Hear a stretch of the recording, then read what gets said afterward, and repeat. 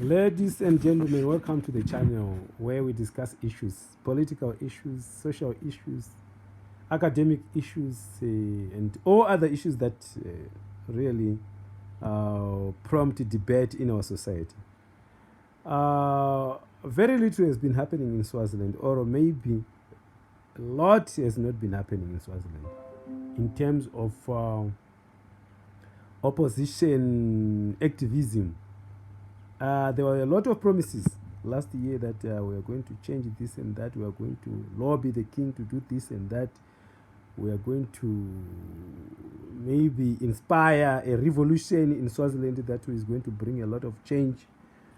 I think that really failed to happen. And on that, I squarely blame the opposition leaders, who I think have been very lukewarm in the attempt to change the system of governance, or rather the nature of things in Swaziland, because and in the end, some people suffered, some people lost their limbs, some people lost their lives, but nothing actually of any significance, nothing fundamental actually happened to change anything in Swaziland. If anything, the king, the lion, is still sitting on his throne and very strong and very powerful. Right now, he doesn't feel threatened by anything. And that's the truth. That the facts on the ground tell us that there is no threat to the king's throne. Everything is as it was and nothing has changed. Opposition politics, from my own personal observation, have been so quiet. Like they are content with eating money, these politicians, like politicians elsewhere in the world. They are content with just spending money that is given to them by the nature of their position as leaders. And people who just donate money to these people, think that maybe one day they are going to bring some notable change. And these people will just sit and relax, and they are happy with the status quo. And nothing has just changed. For the common people in the street, the guys that walk up and down the street, the common people who stay in the slums, the common people whose lives have nothing special to write home about. Everything is still the same, or maybe even worse, because some, as we speak, are no longer surviving. Some are dead, and some are crippled, some have lost limbs. All for what? For nothing. I think it's for nothing, because I don't see this revolution go elsewhere. I think maybe in Swaziland, people are just happy to have the king as their leader, which is not a bad thing.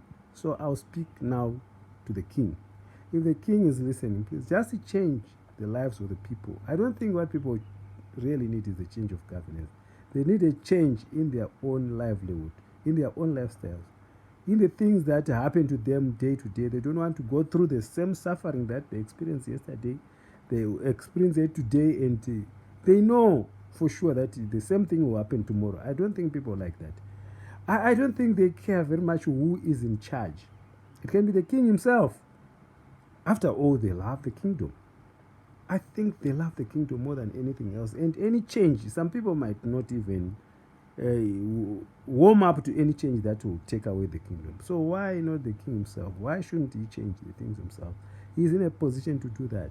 He shouldn't be happy with just eating the fruits of the state by his immediate family, enjoying his birthdays and the birthdays of his children and things like that.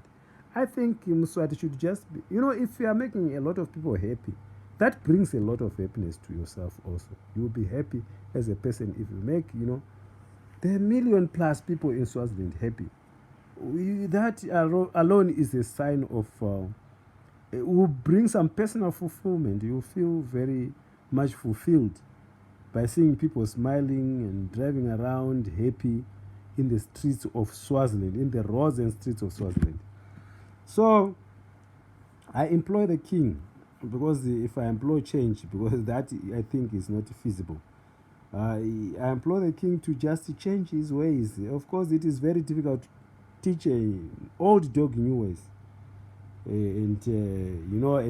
They say that a leopard cannot change its spots, but a king is a person, and it all hinges on his decision. He can decide to change any day, and he can bring the change that the people want in the society of Swaziland. For today, I think I've said enough. Thank you very much, ladies and gentlemen. Subscribe to this channel. It's We Africa, and let us have the debate raging on. What do you think? What do you think is hope for Swaziland? Is it the hope lies in the king and in the kingdom, which I think is okay? There's a lot of cultural richness in Swaziland, which I don't wish, which has to evaporate, to be erased just like that. If the king is there, he is the embodiment, and rather he promotes the cultural, which makes Swaziland very attractive for many foreigners. I think it contributes a great deal of foreign direct investment, or even a foreign currency inducement in Swaziland, and I think that is good for the economy. When people come in just to watch the umhlanga deliberations and enjoy those cultural and traditional activities, it does something to the Eswatini tourism. And I think with the king gone, I think he might go away with all of that. All of that might vanish, actually. That's what I'm trying to say. So there's nothing wrong with the king remaining there, sitting on his seat, but being fair to almost everyone, and being very generous to all his subjects. That will make Swaziland a very prosperous nation. Of course, no one lives like forever. They say that the graveyard is full of people who thought that the world will not go on without them. Of course, even if King Mswati dies today, Swaziland will go on. So he must know that if he doesn't leave strong, positive footprints in Swaziland, it's for his own. It's his own funeral, actually. No one will talk about him in a very positive way, and there will be no legacy that his children are going to inherit, except that the hatred that people sometimes have for the kingdom, for the king and the kingdom, when they fail to deliver what they are supposed to deliver to the common people.